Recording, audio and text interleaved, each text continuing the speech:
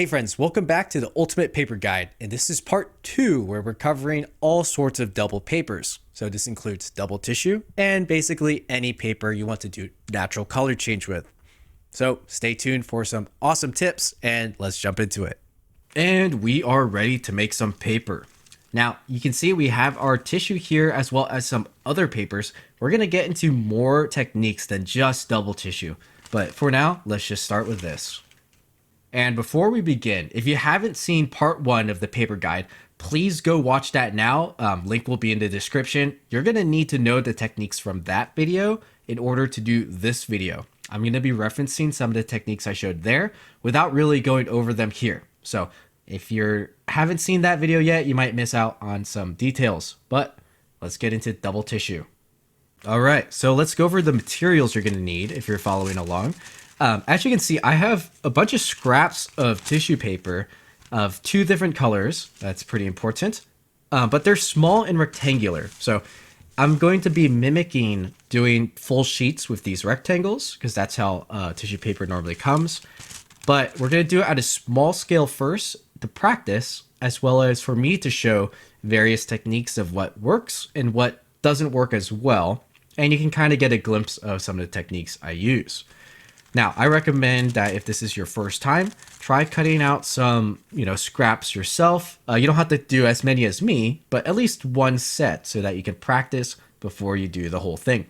It'll save you a lot of time. It saves you a whole sheet of tissue paper and overall, no frustration or less frustration than ruining a big sheet. As for other materials, once again, we're using a paint roller. Now, one thing people asked in the last video is, can I reuse this paint roller? Yes, you can reuse it as many times as you want. Just wash it with warm water and soap. And it's going to be especially important on tissue, as sometimes the paper color bleeds into your foam roller, and you don't want that getting on other papers. So make sure you rinse it off really well. I could probably have washed this a little bit better, but as long as you do it within the time frame, whether it's paint or with, colored tissue, it should come off enough. Now, we also have our methyl cellulose, and I actually have 2 batches here. So in the first video, I showed you how to make this. This set of MC has some PVA mixed in, just like I mentioned. This batch, you can't tell because the inside of the cup is white, but this one is just MC. There's no PVA added. And for double tissue, I do recommend to add some PVA or to add some white glue to your MC mixture. That's going to really help your paper stay together. And I'm going to be treating 2 sets, one with the PVA and one without the PVA. And our results still should be decent without the PVA or glue, but I'll try to emulate some difficulties that you might face from doing just MC. And lastly, you'll still need some of the other materials I covered in part 1, such as your rolling pipe and a card to push out bubbles.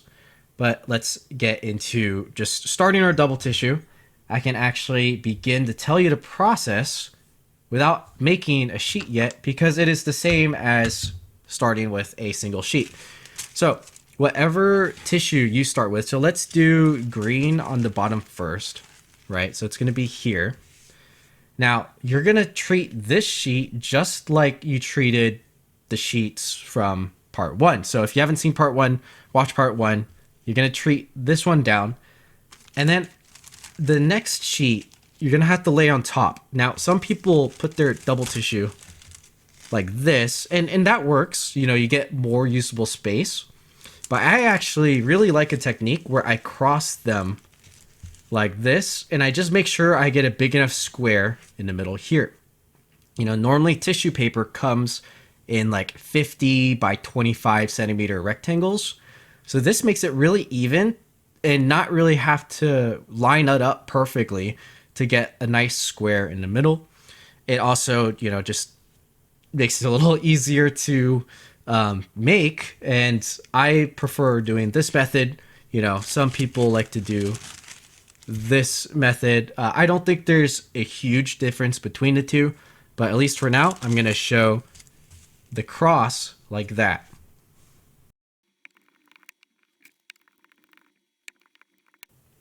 All right, so the first layer is done. And like I said, I'm going to be putting the second layer on in the across direction. Now, when I do this, I want to make sure that the tissue paper kind of lies between two of my grid lines. And that way I get more paper to cut out into the square. You know, if it's something like really misaligned like that, it's going to make it harder to cut a square, or you're just going to have to cut a smaller square. You're going to lose more paper. So just a small tip there, try to line it up as best as possible. Like that. And then just roll like a normal sheet. And from here, the rest of the process is pretty similar.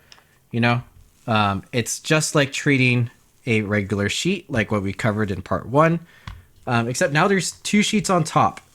Now, things to focus on is you don't want to put too much MC down, like I mentioned, or tissue. It has a much higher chance of tearing.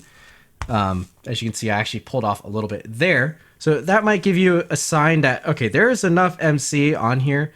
And if you add any more, the paper is going to be so wet that your paint roller might start peeling off the paper. So just be careful. Maybe at that point, try to find a more delicate tool. You do notice I have a lot of wrinkles here. And so I could start to use my card. It's going to be a little bit risky just because the paper is still so wet. But this would be the time to normally try to get some of those out. Or you can just wait a little bit to get some of this out as well.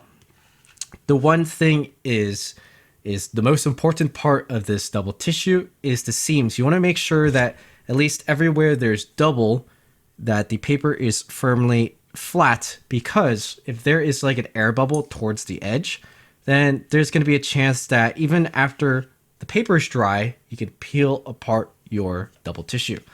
And you really don't want that. So if all else fails, just make sure there's enough MC along the edges of where you think your square will be. But it's all good. You know, this area of the double tissue, it doesn't matter as much because we're going to be cutting that off. So unless you want to save that for later or you have plans for it, don't worry. Just try to get everything on the paper to be nice. And we're just about there. I do have a couple air bubbles and I don't really want to rip this tissue, so I'm being extra careful, but also trying to be fast for the tutorial so we can get to some other techniques. But hopefully with this, you get the general concept of making double tissue. So feel free to practice with this. You know, you might tear your paper on the first couple tries, but just try seeing how much MC you actually need. Don't put too much, how much pressure you need to apply for everything. And honestly, that's looking pretty good. So we're going to wait for that one to dry. We're going to do one with only MC, not the MC plus glue. And then when both of them dry, we can compare the two.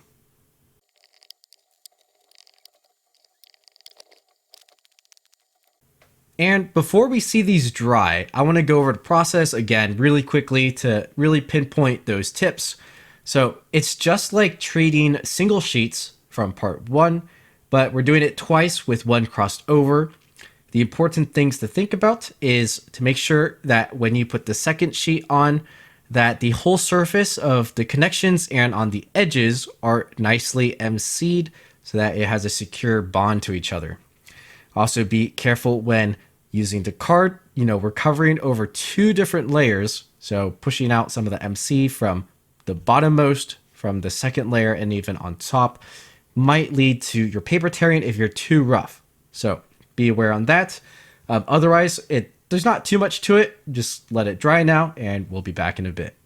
And our paper is dry, but we have problems. So you can see it's totally lifted off the cutting board and has warped pretty badly. Now, this is actually a great example on being able to fix this problem. So even though we had MC with glue, it still lifted off, and that means we just didn't have enough glue. Our MC was pretty thick. And on this side, MC only, right? Our MC was thick, but it lifted off the cutting board. And I'm going to show another thing that I think is going to happen with this sheet, and really why we want to be adding glue to our MC for making double tissue. Now, that mixture might have been okay on a different cutting board or on glass, but in this case, it didn't work. So let's check out this one's issues first, and then we're gonna remake another one with more glue. And here is our sheet that was MC only. And now it feels great, and you can probably be totally fine with this paper if it hadn't lifted off and warped. But I'm gonna show you something that I just don't like about doing it with this method. And that is sometimes as you're folding, the edges will just start to lift. And if it lifts a little bit, this happens. So like not the entire sheet isn't like coming off, but you can see how weak this combination of tissue paper is, right? I can almost like peel off the entire layer on its own. You know, looks like there's a certain spot here that's a bit stronger, but you don't want this to happen to your tissue paper. Now with glue, it's going to make it a lot harder to peel off. You know, occasionally it might, but I haven't run into any issues with that. So we're going to recommend this one. We are back with our MC, and yep, we are going to be adding some more PVA in. And since there's quite a lot, that's about as much PVA as I want to do. Now, not too much, but definitely a substantial amount. That was like a good 1 second pour. And if you want it in amounts, that probably would have been about a full tablespoon. All right, so let's give that a good mix, and we're gonna recreate our double tissue as well as just try to save this one. So I'm gonna be reapplying the MC on this side and see if just retreating it and getting it to stick will allow it to unwarp and be a usable sheet of paper.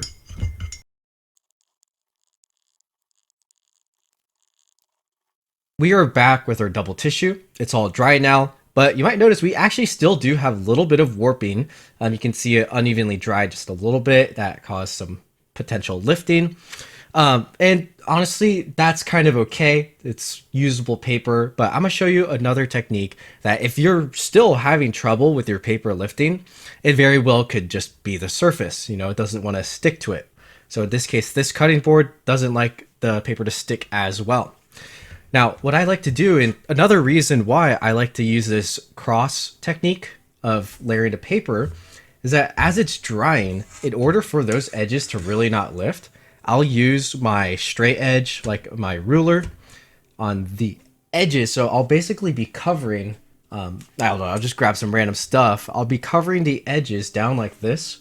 Probably not with paper, but you know, any kind of plastic box or metal ruler, anything kind of flat to make sure that, you know, these tabs will stay flat while it's drying.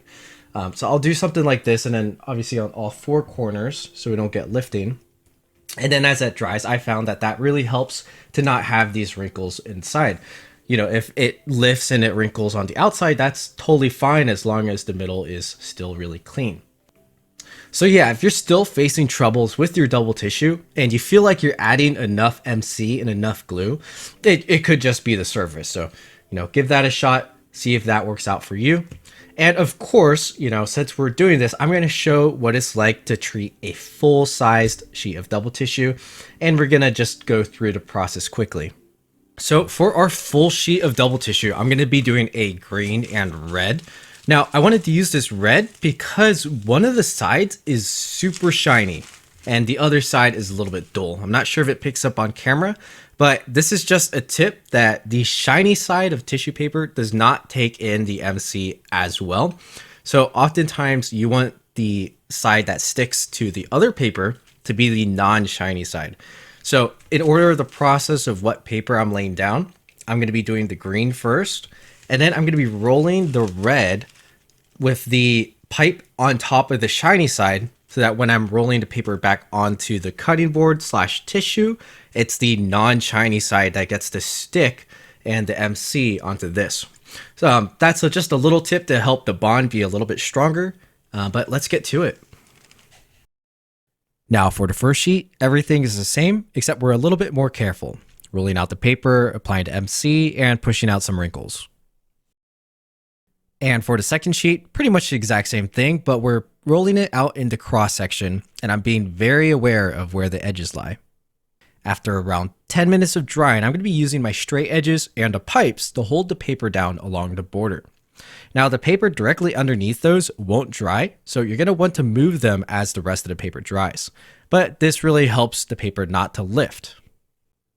And it's kind of cool to watch the process of the paper drying. You can see I still have some wrinkles and that affects the drying a little bit, but because I have the borders held down, it won't lift the paper. And you'll notice me actually moving those straight edges off the border every so often to let the rest of it dry. Our paper is now dry, so now we just have to carefully cut out the square and carefully peel it. And here is our completed sheet of double tissue. Now, this turned out really nicely and it's a great red and green. Now, just one thing to note, this red tissue was a pretty low quality tissue, but it still worked for the most part, besides just some weaknesses in the paper where it just tore off. But other than that, not a bad sheet of double tissue. You know, I probably could have pushed out some more of these wrinkles to make it smoother, but that's just on me. At least the green side, almost all the wrinkles are pushed out. The ones you see are just showing through from the red side. And ultimately, it won't matter. We can fold something really nicely with this double tissue.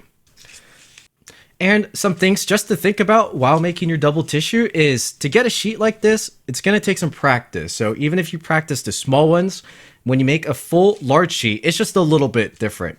You know, you can even see I made a couple mistakes during the process of filming that, but ultimately you'll be able to get nice sheets with practice. So definitely go try it. You know, it's a skill on its own. So you have to practice it, have to keep up with it, and you'll be able to make some nice sheets of double tissue. So we have covered double tissue, and with that, it kind of covers all double papers.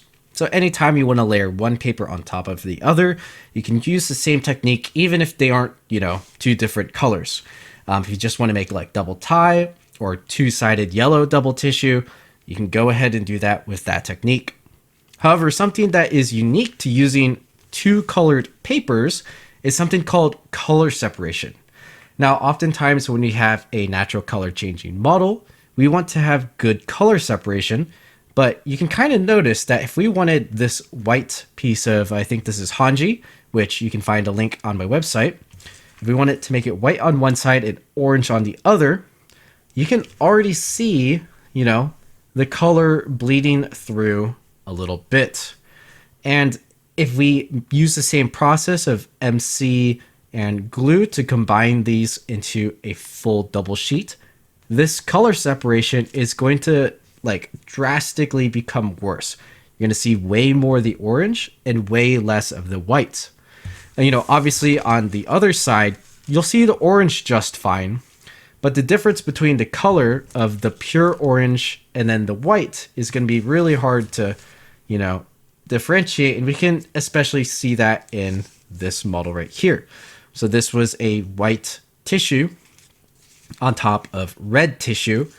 And you can really tell that the red is starting to bleed through the white. Now, you know, that might be enough for you, but this happens even worse when you have dark paper. So if it was like a white sheet of tissue and a black sheet of tissue, you're really going to see a gray. Now, using the same design, we can see this where it is a very clear orange and white. And this would be something we call good color separation. Now, I won't say this is pure color separation because it's kind of cheated, and that's where I'm going to show this technique for you. The reason why it is cheated is because the orange paper is only placed on top of the areas that actually color change. All the rest of the paper is just white on both sides, and then the areas that actually do color change has orange. And so that would be something like if you knew that only this section was going to be involved in a color change and then added the paper on like that. Now, my preferred way to do this is just using PVA, which will be more dry. And this is a very dry PVA. It's not watery at all. And just applying a little bit onto the edges in the middle to spread out a little bit. Sorry, my focus is getting messed up. And then just gluing that on top, which I'll show you in a minute. But before we do that, I just want to talk about why this is less pure. Technically, it's still one sheet of paper, but the double thickness is not the same throughout the model. So it's a little bit cheated. It's not full cheating, but it's not full pure as well. And to decide whether this is, the technique for you comes down to these things, right? Some people might want to only fold with the challenge of using natural color change on a full colored duo sheet, right? So that'd be full white on one side, full red on the other. And they're going to sacrifice the end result, which is, not a good color separation. They're going to make that sacrifice because of the challenge they wanted, to create the model with that method. Now, another person, and what I prefer is, keeping the maximum aesthetic possible for the final result, which is, really nice color separation, orange and white, to finish the character really, really well, while sacrificing a little bit of that purity. And so if that sounds okay for you, if you're not a full purist, you're more concerned about the artistic and the aesthetic side of a completed model, then feel free to try this technique. And with that whole spew, let me show how it is done. All right, so I have my PVA, and then I have my 2 sheets of paper. And now, normally when I do this, I actually pre-crease the grid, which you can kind of see here, as well as pre-crease all the structures into the paper. This allows me to figure out exactly where the color change is happening. And, you might need some more advanced knowledge to be able to do this. You have to be really good at reading crease patterns. Thankfully, since, this was my design, I knew exactly which areas were color changeable. And so you really just need to, make sure you line up exactly on this edge. The nice thing about corners and edges when you're color changing is most of the color change is actually going to happen in the middles or in the corners and edges. So you just want it to lie precisely along the edges like this and allow it to overhang off the sides. And this makes it a lot easier because we can easily chop off the excess when we're done. But we don't want to, accidentally get color in where it's not supposed to be. So all we really need to do is start with our PVA, and not a whole lot. If you use too much, you're actually going to, get less of the natural color on both sides. Obviously, you don't really care too much about the non-colored side, but you still want to, do a good job. So I like to just do the inside border because my PVA dries super fast. And then once that's done, I do the rest. So just like this, make sure it's not too much. And your real concern is just the edges. You don't have to do the middle that much. And then be very careful as you press the square so that you don't have any random wrinkles or air bubbles. And that's pretty much it. All we have to do now is just chop these edges off and we're good to go. And here we have it. We have our completed color change portion. And then from here, I would just refold the grid and then just fold in our color changed part. Now we can flip it to the other side. You can really see the effect this does for us. If we made a full duo sheet, our white side would be this color, which is more of a peach. And then our other side would be a nice orange. But now we have our, area that's supposed to be white will be stark white. And then we still have our natural color change. Again, this isn't for everyone, but, I'd love to have magical paper that you could easily make it, white on one side and color on the other. Unfortunately, not everyone is going to have access to that magic paper. Even I don't have access to that magic paper or magic technique to do so. This allows your duo sheet to still be really thin and have that max color separation that you want to make nice color change models like this. So hope that helps. And if you want to see the full process of how I made this model, I'll link that video down in the description, and there's more details about this process. And to wrap up this video, we're just going to show a little bit more examples of color separation and what you can do besides using this method.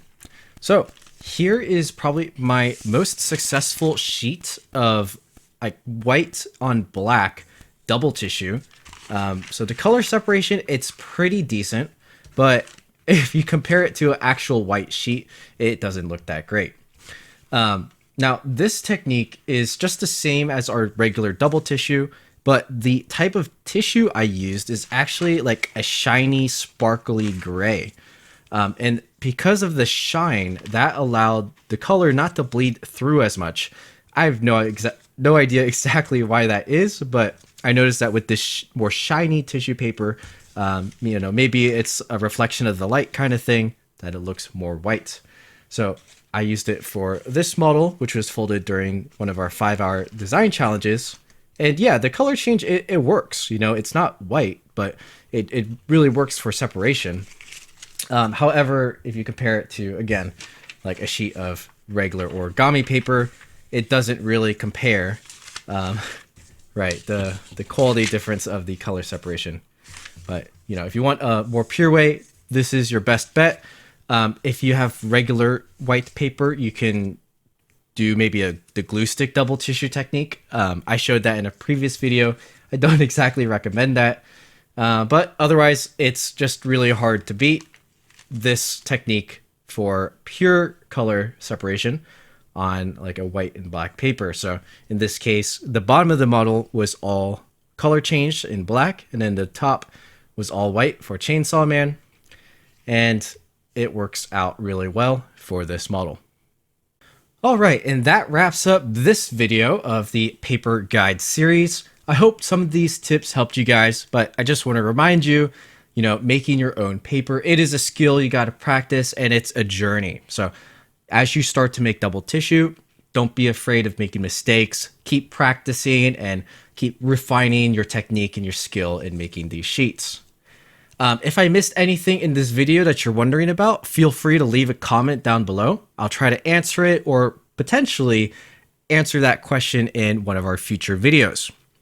Yeah, thank you so much for watching. Please, just drop a like, subscribe if you haven't, and share this video with other people who might need help with their double tissue. All in all, I am excited for new people to begin making their own double tissue and color change models. So definitely tag me on Instagram if you start making some cool stuff. All right, I'll see you guys in the next video. All this origami got me going kamikaze. Now I'm